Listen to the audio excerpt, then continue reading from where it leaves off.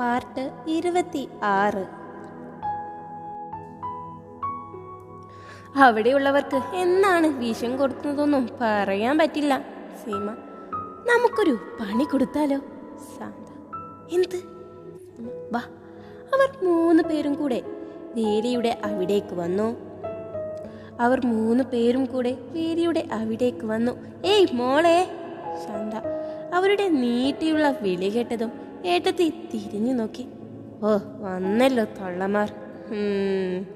ഏട്ടത്തി ആത്മാ. അവർ ഒന്ന് കഷ്ടപ്പെട്ട് ചിരിച്ചുകൊണ്ട് അവരുടെ അടുത്തേക്ക് പോയി. എന്താണ് മോളെ, അവന് എങ്ങനെയുണ്ട്? ശാന്ത, കുഴപ്പമില്ല, അങ്ങനെ പോകുന്നു. ഏട്ടത്തി, എന്നാലും എന്ത് നല്ല പയ്യനായിരുന്നു. ഇങ്ങനെ വരുമെന്ന് ആരും ഓർത്തു. താടിക്ക് കയ്യും കൊടുത്ത് ശാന്ത പറഞ്ഞു. അതെങ്ങനെ ചേച്ചി, കർമ്മഫലം എല്ലാവരും അനുഭവിക്കേണ്ടി വരും. സീമ, അവനെ ഒറ്റയടിക്ക് കിട്ടാൻ വേണ്ടി ഓരോന്ന് പറഞ്ഞു കൊണ്ടുപോയപ്പോൾ അവസാനം നാണം കെട്ട് ഇങ്ങോട്ട് തന്നെ കയറി വരേണ്ടി വന്നില്ലേ? ശാന്ത, ഓ, ഇനിയെങ്കിലും നന്നായി പണിയെടുത്തോ കൊച്ചേ. ഇവരെ കാണൂ, അല്ലാതെ അഹങ്കാരം കൊണ്ട് നടന്നാൽ അതെന്നെ കൂടെ കാണൂ. ലീന ഏട്ടത്തിക്ക് എല്ലാം കേട്ട് ദേഷ്യം സഹിക്കാനാവാതെ കടിച്ചു പിടിച്ചു നിന്നു. ആ, മോൾക്ക് ഇനിയെങ്കിലും നല്ല ബുദ്ധി തോന്നിക്കാൻ ഞങ്ങളെല്ലാം പ്രാർത്ഥിക്കാം. സീമ, അവൾ ദേഷ്യത്തോടെ അവരെ തുറിച്ചു നോക്കുമ്പോഴാണ് അങ്ങോട്ട് അയാനയും അപ്പും വരുന്നത്. ആ, രാവിലെ തന്നെ അമ്പലത്തിൽ പോയോ ഇന്ന്? ശാന്ത, അതെ ചേച്ചി. ഇവിടെ എന്താ എല്ലാവരും കൂടി നിൽക്കുന്നേ? ഞങ്ങൾ നിന്റെ ഏട്ടത്തിയോട് ഓരോ വിശേഷം ചോദിക്കുമായിരുന്നു. ലീന, ഇന്നലെ കണ്ട സംഭവത്തിന്റെ വിശേഷമാണോ ചേച്ചി? അപ്പു, അവനത് ചോദിച്ചതും അത് കാണാൻ മാത്രമുള്ളത് കൊണ്ട് ഒത്തിരി ചിരിച്ചു എൻ്റെ മോനെ ഞങ്ങളെല്ലാവരും. ശാന്ത, അത് കേട്ടതും ഏട്ടത്തി ചൂലുമറിഞ്ഞ് കയറിപ്പോയി. അത് കണ്ട് ഒരു ചെറുചിരിയോടെ ഇവരും അകത്തേക്ക് കയറി. ഏട്ടത്തിയമ്മ ആള് നല്ല ദേഷ്യത്തിലായിരുന്നു അകത്തേക്ക് പോയത്. അയാന ടൈം നോക്കുമ്പോൾ ഒത്തിരി വൈകിയിട്ടുണ്ട്. മോളെ, ഇനി ഡ്രസ്സ് മാറ്റാനൊന്നും നിൽക്കണ്ട, ഇത് തന്നെ ഇട്ടോ മോള്. വൈകി അമ്മേ, പെട്ടെന്ന് ഇറങ്ങാൻ നോക്കട്ടെ. അയാന. അവൾ ആ ധാവണിയിട്ട് തന്നെയാണ് ഇറങ്ങിയത്. പെട്ടെന്ന് ബാഗെടുത്ത് ഇറങ്ങിയപ്പോൾ ഭക്ഷണത്തിന്റെ കാര്യം അവൾ മറന്നിരുന്നു. അവൾ പെട്ടെന്ന് അവിടെ നിന്നും ഓടി നടന്നു. അവൾ ട്യൂഷൻ എടുക്കാൻ എത്തുമ്പോൾ ബെല്ലടിച്ചിരുന്നു. അവൾ പെട്ടെന്ന് തന്നെ അവിടെ ഓടി കിതച്ച് ക്ലാസ്സിൽ കയറുമ്പോൾ അവളെ കണ്ട് കുട്ടികളെല്ലാം അത്ഭുതത്തോടെ നോക്കുന്നുണ്ട്. ടീച്ചറേ, ടീച്ചറൊന്ന് സുന്ദരിയായിട്ടുണ്ട്. അതെ അതെ, ചേച്ചിക്ക് ഇങ്ങനെ മുടിയെല്ലാം അയച്ചിട്ട് കാണാൻ നല്ല ഭംഗിയുണ്ട്. പിന്നെ ഈ ഡ്രസ്സും. ഗീതുമോള്, മതി മതി എന്നെ പുകയറ്റിയത്. ഇന്ന് ഞാൻ ചോദ്യം ചോദിക്കും എന്ന് പറഞ്ഞതിന്റെ ഷോപ്പിംഗ് ആണോ ഇത്? അയാന, സത്യം പറഞ്ഞാലും ഷോപ്പിംഗ് ആയോ? സാലി. അത് കേട്ടതും അവൾ പൊട്ടിച്ചിരിച്ചു. ടീച്ചറെ, നിങ്ങൾ എന്താ കണ്ണെഴുതാത്തത്? ഒന്ന് എഴുതിക്കൂടെ? ടീച്ചറിന്റെ കയ്യിൽ അതൊന്നുമില്ല മോളെ. അയാന, അതിനെന്താ, ഞാൻ കൊണ്ടുവന്ന് തരാം. എന്നാൽ ടീച്ചർ എന്നും കൺമഷി ഇടുമെന്ന് എനിക്ക് ഉറപ്പ് തരണം. അയ്യോ വേണ്ട മോളെ, എനിക്കതൊന്നും ഇടാൻ അറിയില്ല. പിന്നെ അതിനൊന്നും നേരവുമില്ല. ഇന്ന് കണ്ടില്ലേ, അമ്പലത്തിലേക്ക് പോയപ്പോൾ ഇട്ടതാ. പോയി വീട്ടിലെത്തിയപ്പോഴേക്കും നേരവും വൈകി. പിന്നെ ഒരു ഓട്ടമായിരുന്നു. അയാന. അവൾ ചിരിയോടെ പറഞ്ഞു.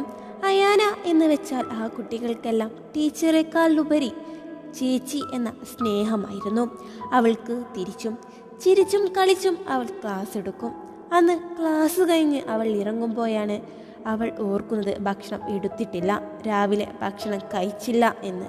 എങ്കിലും അവളത് കാര്യമാക്കാതെ തയ്യൽ കടയിലേക്ക് പോയി. ഇതേ സമയം ഇവിടെ ചേട്ടത്തി അടുക്കളയിലേക്ക് വരുമ്പോൾ അയാനയുടെ ചോട്ടുപാത്രം അവിടെ കണ്ടതും, ഓഹോ, അപ്പൊ തമ്പുരാട്ടി ഇന്ന് ഇതെല്ലാം മറന്നാണ് ഓടിയേ അല്ലേ? അങ്ങനെ തന്നെ വേണം. അമ്പലത്തിൽ നിന്നും എന്താ നേരത്തെ വന്നാ പണിയെടുക്കേണ്ടി വരുമെന്ന് വിചാരിച്ചു കാണും. എന്തായാലും ഇത് പെട്ടെന്ന് മാറ്റി വെക്കാം. ഇല്ലെങ്കിൽ അമ്മയോ ആ അപ്പോ കണ്ടാൽ ആ അപ്പോ ഇതും കൊണ്ട് അവളുടെ അടുത്തേക്ക് പോകും. അങ്ങനെ അവൾ ഇന്ന് കഴിക്കുന്നില്ല, പട്ടിണി കിടക്കട്ടെ അങ്ങ്. ഇത് ഞാൻ ഉണ്ടാക്കിയ ഭക്ഷണമാണ്. അതും പറഞ്ഞു പുച്ഛിച്ചുകൊണ്ട് അതിൽ നിറച്ച ഭക്ഷണം അവളൊരു പാത്രത്തിലാക്കി ചോറ്റും പാത്രം കഴുകി എടുത്തു വെച്ചു. എന്നിട്ട് ആ ഭക്ഷണം അവൾ അവിടെ ഇരുന്നു കഴിച്ചു. ആരെങ്കിലും വരുന്നുണ്ടോ എന്ന് നോക്കി അവൾ പെട്ടെന്ന് തന്നെ ഭക്ഷണം കഴിച്ചു തീർത്ത് അവൻ്റെ അടുത്തേക്ക് പോയി. അവൾ മുറിയിൽ കയറി അവനെ ഒന്ന് നോക്കുക പോലും ചെയ്യാതെ അവൾ ഫോണും എടുത്തു അതിൽ കണ്ട് കിടക്കയുടെ അരികിൽ കിടന്നു. മോളും അതിലേക്ക് നോക്കി അവളുടെ കൂടെയുണ്ട്. അവൻ ഇതെല്ലാം ശ്രദ്ധിക്കുന്നുമുണ്ട്. ഡീ, അവൻ വിളിച്ചിട്ടും കേൾക്കാത്ത പോലെ അവൾ അതിലേക്ക് നോക്കി കിടന്നു. ഡീ, ഞാൻ നിന്നെയാണ് വിളിക്കുന്നത്. ഏടത്തി ദേഷ്യത്തിൽ എണീറ്റിരുന്നു. ഫോൺ കുഞ്ഞിന് കൊടുത്തു. എന്താ നിങ്ങൾക്ക് വേണ്ടത്? ഏട്ടത്തി, നീ ഇപ്പോൾ എന്താ ഇങ്ങനെ? കുറച്ച് ദിവസമായി ഞാൻ വിചാരിക്കുന്നു, എന്നോടൊന്നും മിണ്ടില്ല. ഞാൻ ഉണ്ടെന്ന പാവം പോലും കാണിക്കാതെ നടക്കുന്നു. എൻ്റേത് എല്ലാം ശ്രദ്ധിക്കുന്നതും നോക്കുന്നതും എല്ലാം അമ്മയാണ്. നിനക്ക് അതൊന്നും പറ്റില്ലേ? അതിലൊരു കുറവേ ഉള്ളൂ. ഞാനെന്താ ശ്രദ്ധിക്കേണ്ടത്? ഇവിടെ എണീറ്റ് നിൽക്കാൻ പോലും കഴിയാത്ത ഒരു ഭർത്താവെന്ന് പറയുന്ന കോന്തനുണ്ടെന്നോ? ഏട്ടത്തി, ഡീ, മര്യാദക്ക് സംസാരിക്കണം. എനിക്ക് ഇത്ര മര്യാദയേ ഉള്ളൂ. അല്ലാതെ നിങ്ങൾ നോക്കിയെന്ന് വിചാരിച്ച് എനിക്ക് എന്താ കിട്ടാൻ പോകുന്നേ? ഒന്ന് എണീറ്റ് നിൽക്കാൻ പോലും കഴിയാത്ത ഞാൻ ഭർത്താവ് എന്ന പേര് വിചാരിക്കുന്നത് തന്നെ നിങ്ങളുടെ ഭാഗ്യമായി കൂട്ടിക്കോ. ഏട്ടത്തി, അവൾ ദേഷ്യത്തിൽ അവന് നേരെ തിരിഞ്ഞുകൊണ്ട് ചോദിച്ചു. നീ ഇപ്പോൾ എന്താ ഇങ്ങനെയൊക്കെ സംസാരിക്കുന്നത്? അവനൊരു വേദനയോടെ ചോദിച്ചു. അല്ലാതെ ഞാൻ എങ്ങനെ സംസാരിക്കണം? ഒന്ന് എണീറ്റ് നിൽക്കാൻ പോലും കഴിയാതെ നിങ്ങളിൽ നിന്നും ഇനി എനിക്ക് എന്ത് കിട്ടാനാ? എൻ്റെ ജീവിതം ഇങ്ങനെ ജീവിതകാലം കട്ടിയിൽ കിടക്കുന്ന നിങ്ങളുടെ കൂടെ ജീവിക്കാനൊന്നും ഞാൻ ഉദ്ദേശിച്ചിട്ടില്ല. അതും പറഞ്ഞു കിടക്കയിൽ നിന്നും ദേഷ്യത്തിൽ എണീറ്റു അവൾ. ഓഹോ, ഇപ്പം ഞാൻ നിനക്കൊരു അധിക പറ്റായി തുടങ്ങി. ഇത്രയും കാലം നിനക്ക് എന്ത് ചോദിച്ചാലും പറഞ്ഞാലും ഞാൻ വാങ്ങിച്ചു തരാതെ നിന്നിട്ടുണ്ടോ? നിൻ്റെയും കുഞ്ഞിൻ്റെയും എല്ലാം കാര്യം ഞാൻ ശ്രദ്ധിച്ചു. എൻ്റെ കടമ നോക്കിയിട്ടില്ലേ? ഇനി അതിന് സാധിക്കൂ? ഇല്ലല്ലോ. ഇനി എന്തെങ്കിലും കിട്ടണമെങ്കിൽ ആ അയാനയുടെ അടുത്ത് നിന്ന് കിട്ടണ്ടേ? ഏട്ടത്തി, അതിനല്ലേ അവളോട് നല്ല രീതിയിൽ നിന്ന് എല്ലാം സാധിച്ചെടുക്കാൻ പറഞ്ഞത്? ആഹാ, അങ്ങനെ ഇവിടുത്തെ എല്ലാ പണിയും ഞാൻ കഷ്ടപ്പെട്ടെടുത്തുകൊണ്ട് വേണം അവളെ കയ്യിലെടുക്കാൻ അല്ലേ? അങ്ങനെ നിങ്ങളുടെ കൂടെ നിന്ന് ഇവിടെ എല്ലാം തൂത്തും തുടിച്ച് ജീവിക്കാനൊന്നും എന്നെ കിട്ടില്ല. ഏട്ടത്തി, അവളുടെ സംസാരമെല്ലാം പുറത്തു നിന്നും അപ്പു കേട്ടിരുന്നു.